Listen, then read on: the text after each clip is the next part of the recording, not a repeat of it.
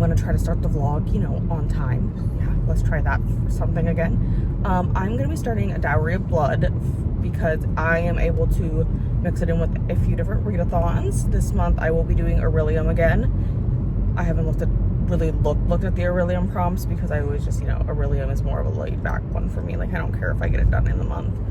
I just like the prompts, you know, it helps me pick out books. But I am going to be doing the Goddess Complex and Mystic Falls readathon. So I know it can fit both the Mystic and the Goddess Complex because I did write those down last night. So we're going to start Dowry of Blood while I drive to my mom's house here today and call that the start.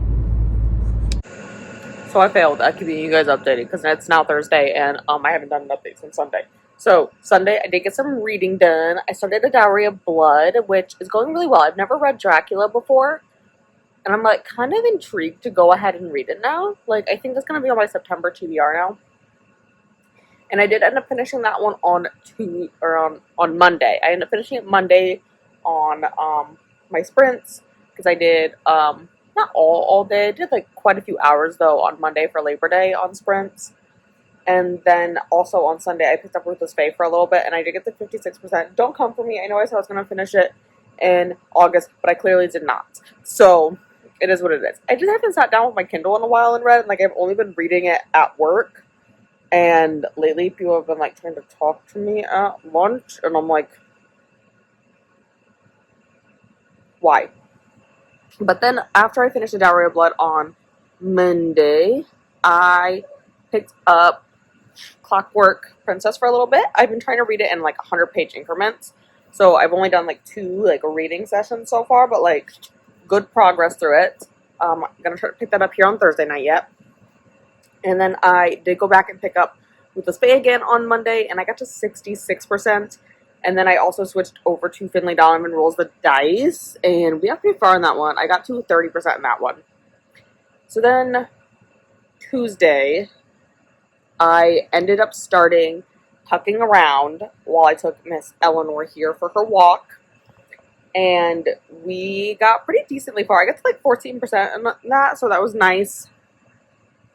But that's really like where I've been up to. I like didn't read really Wednesday night at all. I was editing next Thursday's video, which I will tell you guys what it is since the announcement video went up already. I am co-hosting Haunted Library for a library-a-thon with Moore from Moore's Bookshelf.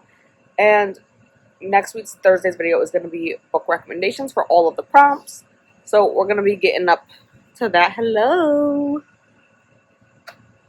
You invite your cell phone up in my lap, huh? But today's goal, what I was going to do is I was going to show you guys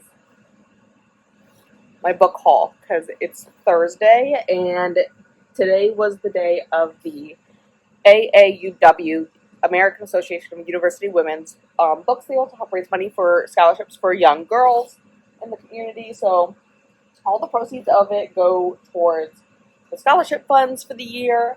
And I went and got some books. Eleanor. I did not get as many books as I normally do. Mainly because usually I go on day 1, but I completely forgot about it on Tuesday. So I went on Thursday, which Thursday ends up being half price day. So there we go. I got several books here. It's also probably good that I didn't get as many books because I don't really have room for a ton of books. So that is going to help out. But I got The Wrong Victim by Allison Brennan. I read one of her other books earlier this year and really liked it. It was the first one I read by her. So I was like, oh my gosh, I should probably pick up another one because I really did like it. And these are pretty floppy like paperbacks that I got here. So I'm looking forward to that one. Another floppy one, but I got The Perfect Family by Robin Harding. This one kind of just intrigued me because I mentioned it in my rec video that's going to be going up next Thursday. But I seem to have a thing for things that are like labeled as like perfect people and then finding out, you know, they're not perfect. The next 2 I picked up simply because of the author. So I read these books by Brad Meltzer and Josh Mensch. They co-authored some books. The First Conspiracy and the Lincoln Conspiracy, which are nonfiction books about conspiracy theories in the United States regarding the First Conspiracy regards George Washington, and the Lincoln one obviously involved Abraham Lincoln. But I saw Brad Meltzer's name on this, and I was like, oh my god, I need to read this because one, I really like this cover. Like, what I just really like that lighting. I'm gonna have to see if I can get the rest of that sticker off that they did a horrible job of getting off. So that one kind of got my attention, and I mean, it's a thriller. And then I also got The Escape Artist, which is another thriller, but if you can see, the key is like an American flag, so I was like, ooh, this is gonna be like a political one, and I kind of want to start getting into a little bit of those. And then I got The Wise by Taryn Fisher, and this is also a floppy one, but I got this one because it's kind of like Sister Wives, but the sister wives don't know who each other are. And it turns out it does, I mean, it's very clearly in the synopsis that it involves abuse, but kind of interesting. Like, they don't know each other. But, like, the one girl goes, I'm gonna go ahead and find out who else he's married to. It's, like, super weird. And then I got To Tell You the Truth by Gilly Macmillan. This one I got because it involved two authors as the main character, and I figured there's always prompts that pop up throughout the year with, like, read a book about books. Like, that's one of the prompts that come up in the library-a-thon, read-a-thon I'm co-hosting. I mean, this isn't going to be in the book because I already filmed it, but this could also be a potential option. And the last one I got is Ghost at a Watchman, because I've never read Ghost at a Watchman, and I still have my original copy of To Kill a Mockingbird from high school. So I thought, like, maybe I would go ahead and reread these both at some time, like, reread To Kill a Mockingbird and then read this one, just to get the full, effect. This actually used to be a library copy at one of the local schools, it turns out. All of the books I got here, so my sprints are gonna go into the chatty bit here in a little bit, so I'm gonna have to, like, wrap this up. The goal tonight is to go ahead and read from Clockwork Princess and Zodiac Academy, and I want to pick up Finley Donovan tonight. So a lot of things going on, but, like, that's the goal. So Friday, I didn't do much reading. I meant to, and like I just wasn't feeling up to holding a book. So I was like, I'll read on my Kindle. And then I was sitting on the couch, and I didn't feel up to holding my Kindle, so I did not read. Yesterday, though, Saturday, I did. My goal was to finish Clockwork Princess and Zodiac Academy too. I did not do either. I did read both of them for a little bit.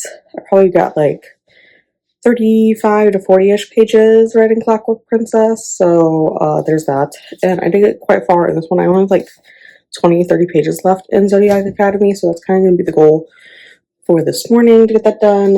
And then I posted a poll in Bookish Realities Discord asking which physical book I should read next. And I put like 4 physical books I've been meaning to get to.